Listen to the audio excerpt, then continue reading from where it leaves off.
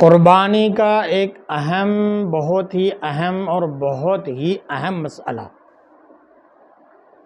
جسے لوگ درگزر کر جاتے ہیں۔ بارہا میں نے اپنے بیانوں میں اس کا ذکر کیا کرتا رہا۔ بہت سارے لوگ دھیان دیتے ہوں گے، لیکن بہت سارے لوگ آج بھی میں دیکھ رہا ہوں کہ اس سے نظر چرا جاتے ہیں۔ اور میں تو ایک چھوٹا سا آدمی ہوں، مجھ سے جو بڑے ہیں انہوں نے بارہا اس پر توجہ دلائی ہوگی، دلاتے ہیں، دلاتے رہیں گے، لیکن یہ عوام ہے، دھیان دے دے نہ دے۔ اور میں نے یہ دیکھا کہ اکثر و بیشتر دین کے معاملے میں کچھ مسلمان بھولے بن جاتے ہیں۔ ان کا یہ بھولاپن آخرت میں ان کو بہت زیادہ نقصان اور دکھ پہنچائے گا۔ وہ مسئلہ یہ ہے میرے بھائیوں اور میری بہنیں، میری مائیں بھی سنیں، کیونکہ ماں بہنوں کو صرف یہ ہوتا ہے کہ قربانی ہم پر واجب نہیں، صرف ہمارے مردوں پر واجب ہے۔ ایسا نہیں ہے۔ میں نے اس سے پہلے ویڈیو میں وضاحت سے بیان کیا ہے کہ قربانی جس طریقے سے مردوں پر واجب ہے، اسی طریقے سے صاحب نصاب ہونے پر عورتوں پر بھی واجب ہے۔ اس لیے کہ مردوں کے پاس کے مقابلے میں زیادہ زیورات جو ہیں عورتوں کے پاس ہوتے ہیں۔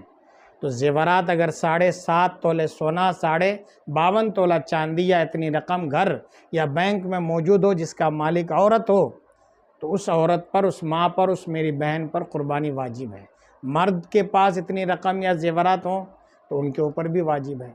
مسئلہ میں یوں سمجھانا چاہتا ہوں اور یہ سمجھانا چاہتا ہوں کہ مثال کے طور پر آپ 4 بھائی ہیں اور چاروں شادی شدہ ہیں، گھر میں ماں باپ بھی ہیں، اور چاروں بھائی آپ صاحب نصاب ہیں، اور چاروں بھائی کی بیویاں وہ بھی صاحب نصاب ہیں کہ ان کے پاس رقم یا زیورات موجود ہیں، اور ماں باپ کے پاس بھی زیورات یا رقم موجود ہیں، سب صاحب نصاب ہیں۔ لیکن ہوتا کیا ہے، جو آج تک میں اکثر و بیشتر دیکھتا آیا ہوں کہ قربانی کرنے کے موقع پہ وہ 1 یا 2 بکرے لے کے آتے ہیں، اور جب قربانی کا وقت آتا ہے، چھری چلانے کا وقت آتا ہے، تو ان سے پوچھا جائے کہ یہ جانور کس کے نام سے ذبح کیا جائے، تو کہتے ہیں کہ اس بار امی کے نام سے کر دیجئے، اس لیے کہ پچھلے سال ابا کے نام سے وہ قربانی ہو گئی تھی۔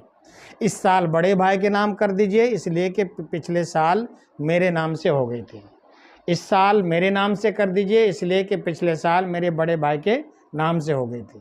اس سال بڑی بھابھی کے نام سے کر دیجئے، اس لیے کہ پچھلے سال چھوٹی بھابھی کے نام قربانی کر دی گئی تھی۔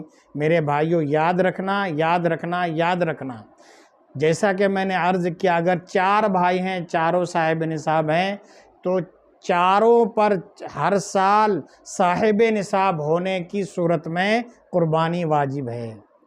ان کی چاروں کی بیویاں ہیں، چاروں صاحب نصاب ہیں، اور ہر سال صاحب نصاب ہیں، تو ہر سال ان پر علیحدہ ہر ایک کے نام سے قربانی واجب ہے۔ ماں باپ موجود ہیں اور وہ بھی صاحب نصاب ہیں، اور ہر سال، پچھلے سال بھی صاحب نصاب تھے، اس سال بھی صاحب نصاب ہیں، تو اس سال بھی ان کے اوپر قربانی واجب ہے۔ یہ کہہ دینا کہ پچھلے سال ابا کے نام سے قربانی ہو گئی تھی، اس سال اماں کے نام سے کر دو، پچھلے سال چھوٹے بھائی کے نام سے ہو گئی تھی، اس سال بڑے بھائی کے نام سے کر دو، یہ بہت بڑی غلط فہمی ہے، دھوکہ ہے، اور گناہگار رہو گے آپ لوگ ہمیشہ۔